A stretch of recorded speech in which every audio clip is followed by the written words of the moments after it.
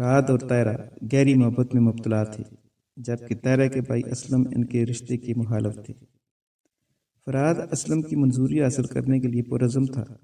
وہ عاجزی اور خلوص کے ساتھ اس کے پاس پہنچا، طاہرہ کے لیے اپنی محبت اور اس کے پختہ ارادوں کا اظہار کیا، مگر فرحات کی کوششوں کے باوجود اسلم ضد پر قائم رہا، کیونکہ وہ اس بات پر قائل تھا کہ طاہرہ ایک امیر بوڑھے سے شادی کے بندھن میں بن جائے، جس کی دولت سے اسلم متاثر تھا، جو فرحات اور طاہرہ کے بندھن کی گہرائی کو نظر انداز کرتا تھا۔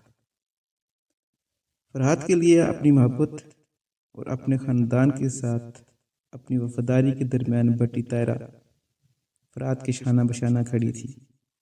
اس نے اپنی اور فرحات کے درمیان حقیقی پیار کی مثال دیتے ہوئے اسلم سے بات کی، جو اسلم کی سمجھ سے بالا تر تھی۔ اسلم اپنی ضد پر ڈٹا رہا۔ وہ اس بوڑھے امیر کی شان و شوکت کی لالچ میں اندھا ہو گیا تھا، جسے وہ اپنی بہن کے لیے مناسب سمجھتا تھا۔ اس جذباتی ہنگامے کے درمیان فرحات نے ایک موقف اختیار کرنے کا فیصلہ کیا۔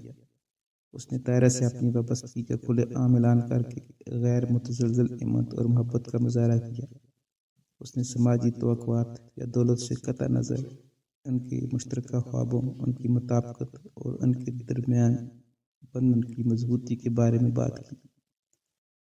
فرحات کے اٹل عزم سے متاثر طاہرہ نے اپنی آواز کو اور بھی مضبوط محسوس کیا۔ اس نے اپنے بھائی کا سامنا کرتے ہوئے فرحات سے اپنی محبت کا اظہار کیا اور اس کے ساتھ رہنے کے اپنے پختہ فیصلے پر قائم رہنے کا عزم دہرایا۔ اسلم نے ان کے پیار کی گہرائی کو محسوس کرتے ہوئے اپنا موقف نرم کیا، لیکن وہ متضاد رہا۔ اپنی حفاظتی جبلت اور اپنی بہن کی خوشی کے درمیان بٹا رہا۔ ادھر بوڑھے امیر نے سازشوں کا جال بننا شروع کر دیا۔ اس نے دولت کے بل بوتے ایک لالچی عورت کو خرید لیا اور اس کے ذریعے فرحات پر یہ الزام لگایا کہ فرحات اس عورت کی نوجوان بیٹی سے بھی پیار کا ڈھونگ رچا چکا ہے اور اسے دھوکہ دے چکا ہے۔ اس نئی کہانی کے چرچے ہونے لگے۔ فرحات پر لگایا گیا یہ الزام سراسر جھوٹ پر مبنی تھا، مگر پھر بھی یہ الزام لگ چکا تھا، جسے طاہرہ کے بھائی نے مزید اچھالا اور طاہرہ کو اکسایا کہ وہ ایسے شخص کو ٹھکرا دے جو وقت گزاری کے لیے پیار کا ڈھونگ رچاتا ہو۔ طاہرہ کو یقین تو نہیں آ رہا تھا کہ فرحات ایسا کر سکتے ہیں، مگر پھر بھی وہ مخمصے کا شکار تھی، جو کوئی حتمی فیصلہ کرنے کی پوزیشن میں نہیں تھی۔ اس کے دن ناخوشگوار اور غمزدہ گزرنے لگے، کیونکہ اسلم نے طاہرہ پر فرحات سے ملنے پر پابندی لگا دی تھی۔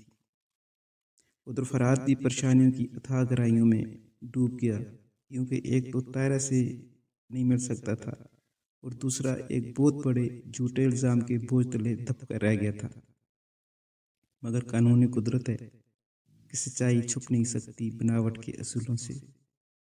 قدرت کا کرنا ایسا ہوا کہ اس لالچی عورت کی بیٹی کے لیے دوسرے گاؤں سے ایک پڑھے لکھے خاندان کا رشتہ آیا۔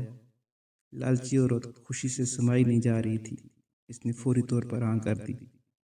جس نوجوان سے اس بیٹی کا رشتہ طے پایا، وہ شہر میں ایک سرکاری دفتر میں کام کرتا تھا جس کا نام اشرف تھا، اور اسی شہر میں کسی دوسرے دفتر میں فرحات کا ایک مہربان رضوان بھی کام کرتا تھا، جو فرحات کی کہانی سے مکمل طور پر واقف تھا۔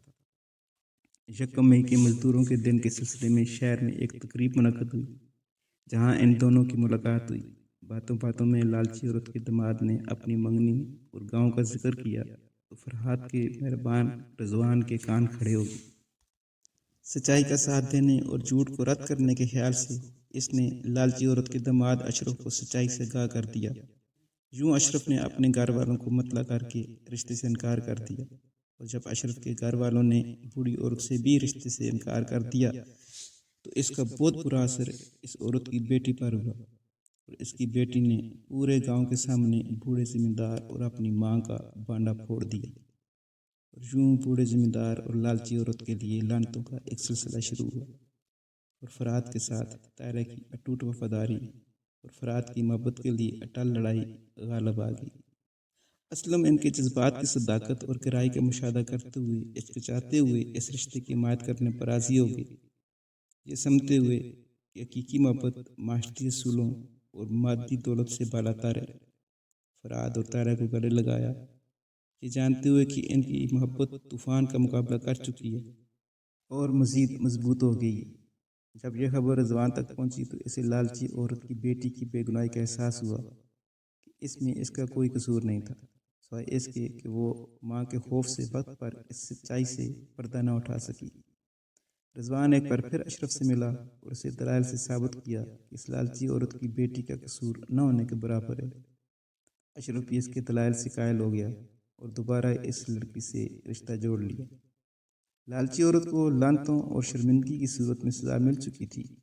رضوان کی نیکی اور سچائی نے اس کو بہت عزت بخشی اور طاہرہ، فراد، اشرف اور لالچی عورت کی بیٹی کو تا حیات اس کا مشکور بنا دیا۔